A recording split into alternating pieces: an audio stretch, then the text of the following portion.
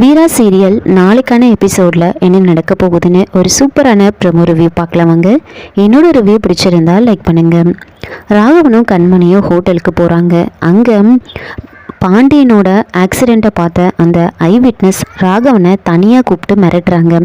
இங்கே பாருங்கள், இந்த கேஸில் இருக்கிற ஒரே விட்னஸ் நான் தான். நான் மட்டும் போலீஸ்கிட்ட உண்மையை சொன்னேன்னு வைங்க, உள்ளே சாப்பிட்டுட்டு இருக்காங்களே உங்கள் ஒய்ஃப், அவங்க பேர் என்ன?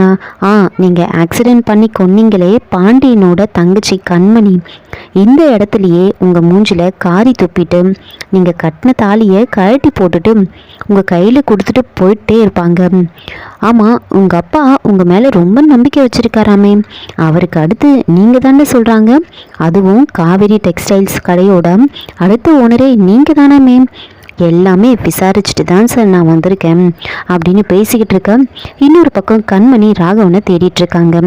இங்கே பாருங்க, நான் மட்டும் உண்மையை சொன்னேன், அடுத்த செகண்ட் நீங்கள் நடு ரோட்டில் நிற்பீங்க, சாரி ஜெயிலில் இருப்பீங்க அப்படின்னு சொல்ல ராகவன் ரொம்ப பயந்துக்கிட்டு, சரி உங்களுக்கு இப்போ என்ன வேணும் அப்படின்னு கேட்க, வேறு என்ன சார் வேணும், நீங்களே பார்த்து செய்யுங்க, நான் கேட்குற அளவுக்கு வச்சுக்காதீங்க, நான் கால் பண்ணுறேன் அப்படின்னு சொல்லிட்டு போகிறாங்க.